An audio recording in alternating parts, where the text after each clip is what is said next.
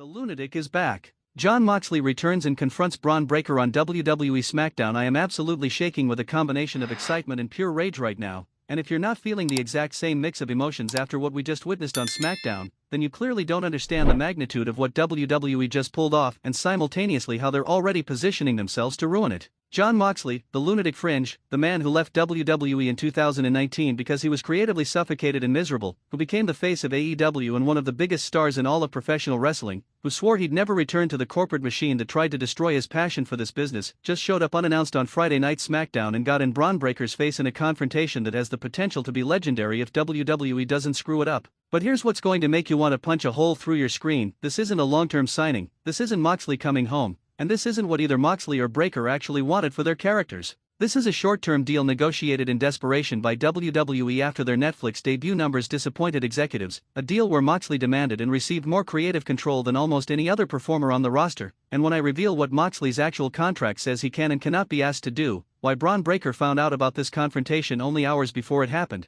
and which WWE legend warned management that bringing Moxley back without a clear long-term plan will do more harm than good to the young stars they're supposed to be building, you're going to realize that WWE is playing with fire and they're probably going to get burned. Let me break down this nuclear moment minute by minute so you understand every layer of what just happened. SmackDown is in the final segment, and Bron Breakker is in the ring cutting a promo. He's talking about dominance, about how nobody on the SmackDown roster can match his intensity and physicality, about how he's the future of WWE whether people like it or not. It's solid Bron character work, aggressive, confident, establishing himself as a top-tier threat. The crowd is into it because Bron has that natural intensity that makes everything he does feel important. And then the lights cut out. Complete darkness. The arena goes silent because nobody knows what's happening. This wasn't announced, there were no hints, no teasing on social media. And then we hear it, Wild Thing, Moxley's entrance music from his AEW run. The place absolutely loses its mind because this is impossible. Jon Moxley is under contract to AEW. Jon Moxley publicly burned bridges with WWE. Jon Moxley swore he'd never go back. And yet here's his music playing in a WWE arena. The lights come back up and there he is, Jon Moxley, looking exactly like he did in AEW. None of the corporate Polish WWE tried to force on him as Dean Ambrose, just pure unfiltered intensity. He's wearing street clothes, not wrestling gear, jeans, a leather jacket, looking like he just walked out of a bar fight. He walks down the ramp with that trademark Moxley swagger that screams, "I don't give a damn about your corporate presentation standards." Moxley gets in the ring and goes face to face with Bron Breakker. Two absolute specimens of physicality standing inches apart, and you can feel the tension through the screen. Neither man backs down. Moxley grabs a microphone and delivers what might be the most intense promo we've heard on WWE programming in years. Bron Breakker: "I've been watching you from afar, kid. I've seen you talk about how you're the most intense guy in WWE, how nobody can match your physicality, how you're the future. And you know what? You might be right about that future part. But here's what you need to understand: I'm the present. I'm the standard.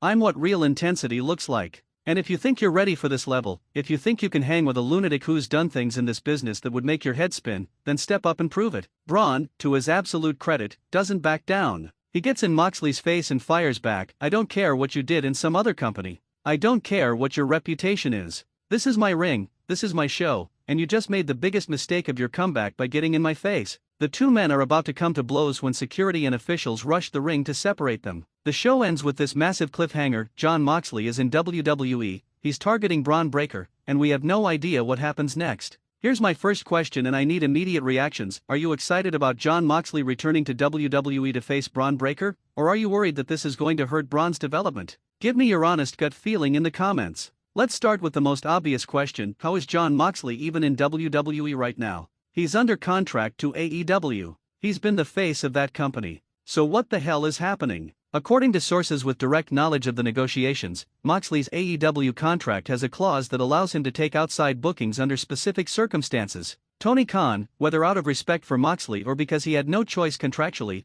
approved Moxley's short-term WWE deal. This is reportedly a 3-month agreement that allows Moxley to appear on WWE programming and work a limited number of dates. It's not a full-time return to WWE, it's not Moxley leaving AEW, it's essentially a loan agreement between the companies. After these 3 months, Moxley goes back to AEW and continues his work there. This is unprecedented in modern wrestling, the two biggest American companies essentially sharing a top star for a limited period. Why would Tony Khan agree to this? Multiple reasons. First, it generates massive publicity for both companies. AEW gets attention from WWE fans curious about Moxley's status, and WWE gets the shock value of Moxley's return. Second, the financial terms reportedly include AEW receiving compensation from WWE for Moxley's appearances, essentially making money by lending out their star. Third, Khan might be hoping this builds goodwill between the companies that could lead to other collaborative opportunities. Or fourth, Khan had no legal choice because Moxley's contract gives him this flexibility.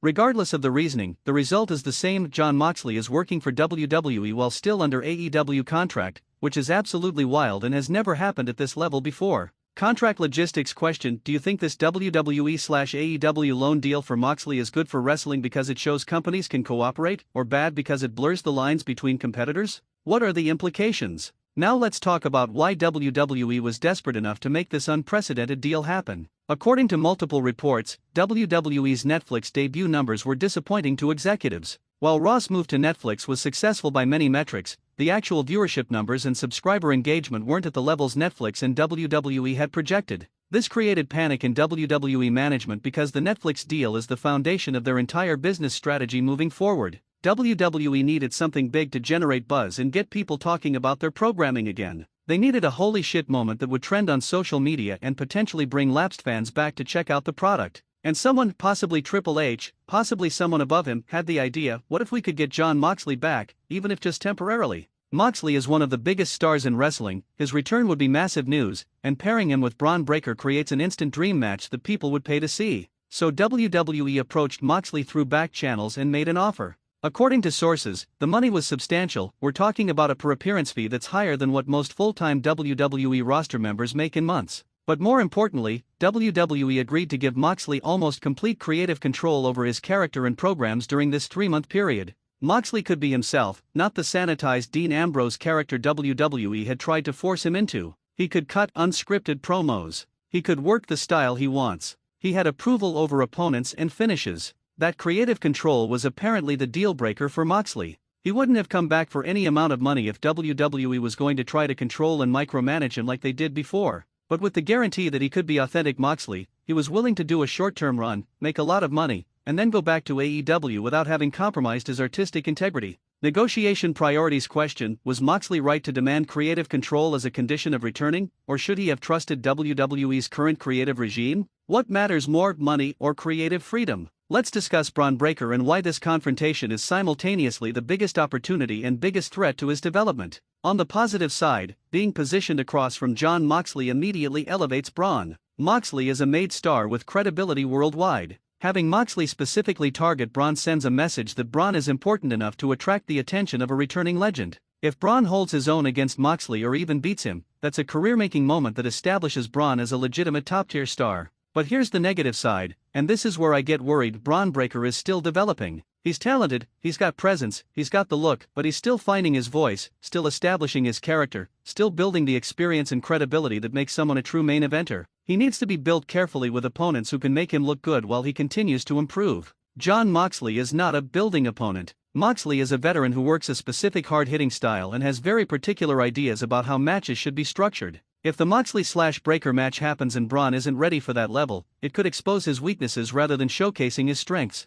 And if Bron is booked to lose to Moxley, which is likely since Moxley is the returning star and typically returning stars win their first major match back, it puts a ceiling on Bron by establishing that he's not quite at the level of a true elite performer. The worst case scenario is that Moxley comes in, has a competitive match with Bron, beats him decisively, and then leaves after 3 months to go back to AEW. Bron is left having lost a big match with no opportunity for a rematch or to get his win back. That's a net negative for Bron's development, and it's the kind of short-sighted booking WWE does constantly, sacrificing young talent development for short-term marquee moments. Risk/reward question: is the potential benefit to Bron Breakker from facing Jon Moxley worth the risk that this could actually hurt his development? What's the best and worst case scenario for Bron? Now let me tell you what really happened backstage with this confrontation, and this is going to make you furious. Bron Breakker found out about Jon Moxley's appearance and their confrontation only hours before SmackDown started. He wasn't brought into creative discussions about it, he wasn't asked if he was comfortable with this direction, he was simply told that this was happening and he needed to be ready. According to people close to Bron, he was initially excited because facing Moxley is obviously a huge opportunity. But he was also frustrated that he had no input into how this would be structured or what the long-term plan is. Bron has been very vocal internally about wanting to build his character methodically, and being thrown into a program with a returning legend on short notice doesn't align with that vision. Bron reportedly asked creative what the plan is after the initial confrontation. Will there be a match? If so, when and with what stipulation? Who's winning? What's the story being told? And apparently, creative's answer was essentially, we're still figuring that out. They made the Moxley deal and booked the confrontation without having a clear plan for where it goes from there. They're booking week to week, making it up as they go, which is exactly the kind of short-sighted creative process that frustrates both performers and audiences. A veteran WWE producer, someone with decades of experience, reportedly went to management and warned them that bringing Moxley back without a clear long-term plan and throwing him immediately at Bron Breakker could do more harm than good. This producer pointed out that young stars need careful booking with planned story arcs, and that marquee matches with legends should be the culmination of stories, not the starting point. The producer argued that if WWE doesn't have a clear plan for how this helps Bron in the long run, they shouldn't do it at all. But that warning was ignored because WWE was desperate for a big moment and Moxley was available. Business needs trumped creative concerns, and now Bron is stuck in a program that could make or break his trajectory depending on how it's executed over the next few weeks. Creative planning question: should WWE have had a complete plan for the Moxley/Breakker program before doing the confrontation, or is it okay to do the big moment first and figure out the details later? Which approach is better? Let's talk about Jon Moxley himself and what his motivations are for doing this WWE run. Money is obviously a factor. WWE paid him a lot to come back, but Moxley doesn't seem like someone motivated primarily by money. He left WWE at the height of his earning potential because he was miserable. He's made good money in AEW and on the independent scene, so why come back to WWE now, even temporarily? According to people who've spoken with Moxley, he sees this as an opportunity to do WWE on his terms for once.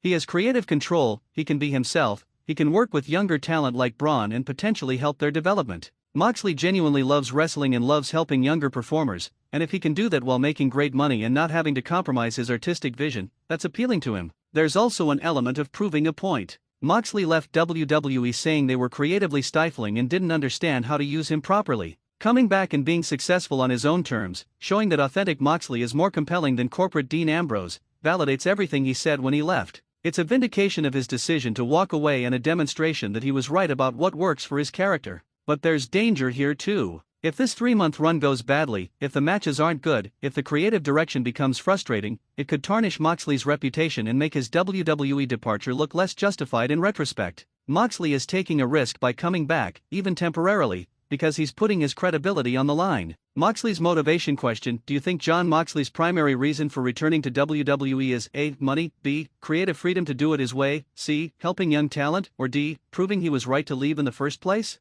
What's driving him? Now let's discuss the match that's inevitably coming and how it should be structured. Moxley vs. Breakker is happening, that's not a question. The question is when, where, and under what stipulation. These decisions will determine whether this program helps or hurts both men. The smart booking would be to build this slowly. Have several more confrontations and brawls before the actual match. Let the tension build. Let both men cut promos explaining their perspectives and what this match means to them. Give audiences time to get invested in the story rather than rushing straight to the match because you're impatient for the payoff. The match itself should probably be at a premium live event rather than on TV. This feels like a big enough match that it deserves the PPV stage. And it should have a stipulation that fits both characters, maybe a no-holds-barred match or a street fight that allows both men to showcase their intensity and physicality without the constraints of traditional wrestling rules. As for the finish, this is where it gets tricky. The easy booking is to have Moxley win because he's the returning legend and typically returning stars win their first major match. But that might be the wrong call here. Bron Breakker is the future of WWE, he's going to be there long after Moxley leaves. Bron needs wins over credible opponents to establish himself. Having Bron beat Moxley, especially if it's clean or close to clean, makes Bron instantly legitimate as a top-tier star. The compromise position is to have a competitive match that could go either way, with Bron losing but looking so strong in defeat that he's elevated anyway. Then maybe do a rematch where Bron gets his win back before Moxley leaves. That way both men benefit, Moxley gets his return win, Bron gets the ultimate victory and learns from working with a veteran. Match structure question: who should win the Moxley vs. Breakker match and why? What finish best serves both performers and WWE's long-term interests? Let's address the elephant in the room. What does this mean for WWE's relationship with AEW? Having Moxley appear in WWE while under AEW contract creates a weird dynamic between the companies. On one hand, it shows they can cooperate when it makes business sense for both parties. On the other hand, it creates awkwardness about how to present this on both companies' programming. Does AEW acknowledge that Moxley is appearing in WWE? Do they address it on their shows or pretend it's not happening? Does WWE acknowledge that Moxley is still an AEW contracted performer or present him as if he's fully returned to WWE? These presentation questions create confusion for audiences who might not understand the contractual nuances. There's also the competitive question: does this help or hurt AEW? On one hand, it keeps Moxley in the public eye and generates interest that could carry over when he returns to AEW full-time. On the other hand, it might make AEW look like the minor league where stars go between WWE runs, which damages their perception as a legitimate alternative. And what happens if this is successful and WWE wants to extend Moxley's deal or make it permanent? Does Tony Khan have the leverage to prevent that? Does Moxley honor his AEW commitments or follow the money/opportunity? This 3-month loan could create complications that nobody fully anticipated when the deal was made. Company relations question: does this WWE/AEW cooperation on Moxley make you more or less likely to view wrestling as a unified industry versus separate competing companies? Is this good or bad for the business overall? Here's what should happen over the next 3 months if WWE wants to maximize this opportunity. Week 1: more confrontations between Moxley and Bron, building tension and explaining both characters' motivations. Week 2 to 3, have them on opposite sides of a tag match or multi-person match so they can get physical without giving away the singles match. Week 4 to 5, contract signing or face-to-face promo segment that escalates to a brawl. Week 6 to 8, build to the big singles match at a premium live event, with clear stakes established. During this entire period, WWE should be showcasing both men's characters and abilities. Give Moxley time to cut the intense promos he's famous for. Give Bron opportunities to show his physicality and charisma in other segments. Build them both up so that when they finally clash, it feels like a genuine dream match between two top-tier performers. After the match, regardless of who wins, there should be mutual respect established. Have both men acknowledge the other's abilities. Maybe even hint at a future rematch down the road. Then Moxley can exit WWE after his 3 months with both his reputation and Bron's enhanced rather than damaged. But WWE will probably rush through this, have the match in 3 to 4 weeks on a random SmackDown, not give it proper build, and then wonder why it didn't create the long-term value they hoped for. That's the WWE pattern: great ideas, terrible execution. Ideal booking question: sketch out your 3-month plan for the Moxley/Breaker program. What would you do week by week to maximize the value of this unprecedented opportunity? Here's the absolute bottom line: Jon Moxley returning to WWE and confronting Bron Breakker is one of the most exciting developments in wrestling in years, and simultaneously one of the most dangerous because WWE's track record suggests they're going to fumble this incredible opportunity. Moxley is back on his terms with creative control, which is fantastic. He's targeting a young star who could benefit tremendously from working with him, which is exactly what should happen. But WWE has no long-term plan, they're making this up as they go, and they're risking Bron's development for a short-term publicity stunt. If WWE executes this properly, builds it slowly, gives both men time to shine, protects Bron even if he loses, and creates a memorable program that elevates both performers, this could be a career-defining moment for Breakker and a triumphant return for Moxley. But if WWE rushes it, books it poorly, or treats it as just another match without understanding what's at stake, they'll waste an unprecedented opportunity and potentially damage one of their most promising young stars in the process. Moxley deserves better than to be used for a short-term ratings pop. Bron deserves better than to be thrown into a program he had no input on. And we as fans deserve better than watching WWE repeatedly make the same mistakes of sacrificing long-term development for short-term moments. But that's probably exactly what we're going to get because WWE hasn't learned and won't learn until it's too late. The lunatic is back, he's confronting the future of WWE, and we're all holding our breath hoping WWE doesn't screw this up. But deep down, we all know they probably will.